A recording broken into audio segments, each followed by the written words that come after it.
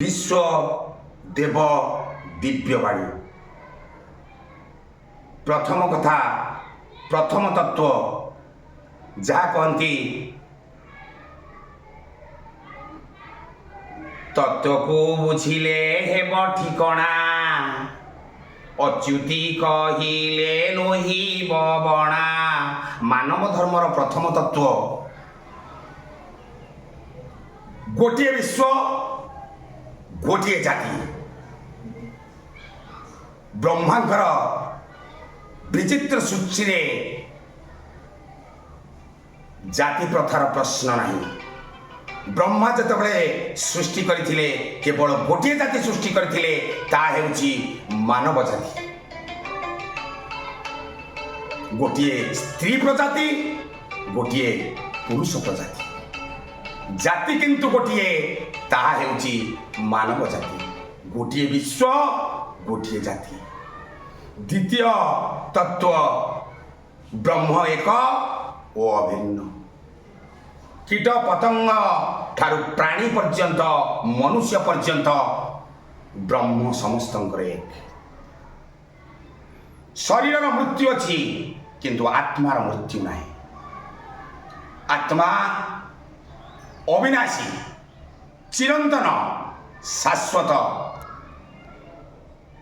वास्तव जहा काली थिला आज अच्छी आगामी काली के मध्य रहिबो। तेणु ब्रह्म एक अभिन्न विस्तारित व्यापक अखंड मंडलाकार व्यापत जेन चराचर तत्पद दर्शित जेन तस्मै श्री गुरवे नमः। अखंड मंडलाकार व्याप्त जेन चराचर तत्पद दर्शित जेन तस्मै श्री गुरवे नमः। ब्रह्म अखंड ब्रह्म परिव्याप्त ब्रह्म विस्तारित ब्रह्म चिरंतन ब्रह्म शाश्वत ब्रह्म अविनाशी। सदा सर्वदा प्रेम कर आनंद रे रह। सदा प्रेम सदा आनंद रे रह।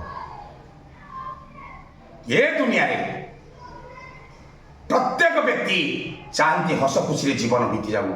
ये दुनिया रे कहीं एमती एक लोक ना जे खुशी तापाई आवश्यक नहीं। खुशीर आवश्यकता ही नहीं कहीं नहीं। जड़े भी आम पाइबानी जे ये संसार रे कहे मु हसिया को भल पाइनी मु कांदिबा को भल पाए मु दुख को भल पाए। दुख रे ये जीवन सरे हसिबा को हुए सुखिला ओठरे हुओ जगन्नाथ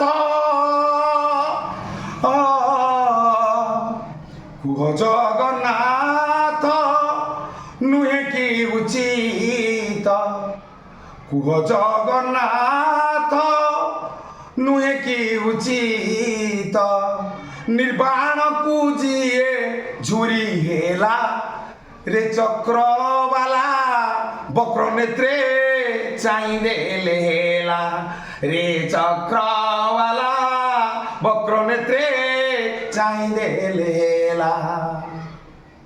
चिरंतन शाश्वत ब्रह्म आत्मा आत्मा परमात्मार संजोग जीव परमर संजोग यह मनीष अंतर प्रक्रियार गोटे विशेष प्रक्रिया। तेणु भीतर आनंद रे आनंदित हुओ कौन वस्तु को माध्यम करनी। तुम्हें यही वस्तु पाइले मु आनंद भी खुशी भी ये आनंदर मूल्य किसी ना। ये आनंद क्षणस्थायी। भीतर आनंद रे आनंदित हुओ। प्रभु सहित भाव रख। जीव परम सहित भेट कराओ। आत्मा परमात्मा सहित मिलन हो ये जीवन सार्थक हो।